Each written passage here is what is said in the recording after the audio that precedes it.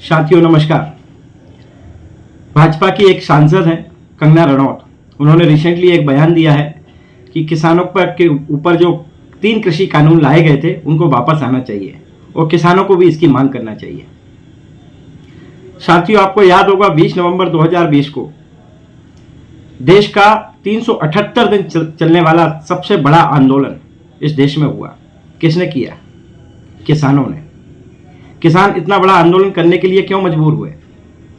क्योंकि मोदी सरकार उनकी फसल को व्यवसायीकरण करने के लिए, अपने मित्रों को देने के लिए 3 काले कृषि कानून लेकर आई थी। किसानों से बिना पूछे, किसानों से बिना चर्चा किए, न किसी किसान संगठन से बातचीत बिना किए ये कानून उन्होंने संसद में पास कर दिए। किसानों को लगा कि हमारा आने वाला भविष्य बर्बाद हो जाएगा, आने वाली फसलें नष्ट हो जाएंगी, आने वाली नस्लें नष्ट हो जाएंगी। किसान दिल्ली कूच कर गए और विश्व का सबसे बड़ा आंदोलन हुआ। अंततः मोदी सरकार को किसानों के सामने झुकना पड़ा और उन 3 काले कृषि कानूनों को वापस लेना पड़ा।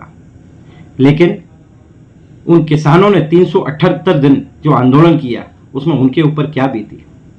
उन्होंने अपना घर छोड़ा, अपना परिवार छोड़ा, अपने खेत छोड़े, अपनी फसलें छोड़ी। 700 से ज्यादा किसान साथी शहीद हो गए।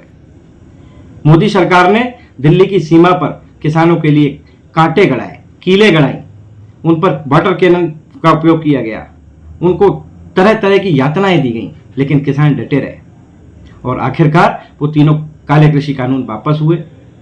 और मोदी सरकार ने आंदोलन वापस लेने के लिए किसानों की कुछ बातें मानी और कहा कि हम एक आयोग का गठन करेंगे और आपको एमएसपी की गारंटी के लिए हम आगे बातचीत करेंगे और लागू करेंगे।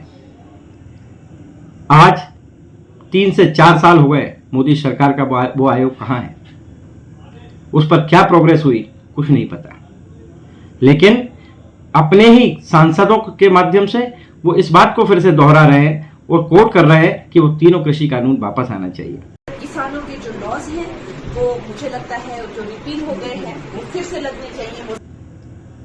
अपनी बात से मुकर गए, एमएसपी नहीं दी, लेकिन 3 कृषि कानून वापस आना चाहिए, ऐसी उनकी सांसद बोलती हैं।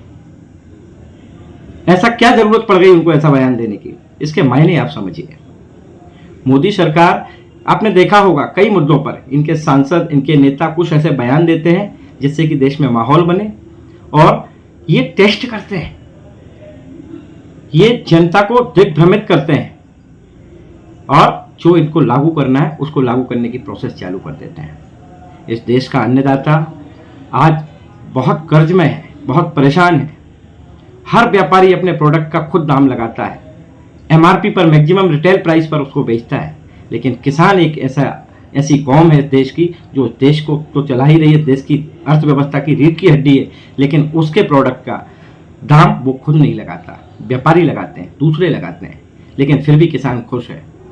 लेकिन मोदी सरकार उनको खुश होते हुए नहीं देखना चाहती, उनकी खेती को छीनना चाहती है, उनको अपने ही खेतों में मजदूर बनाना चाहती है।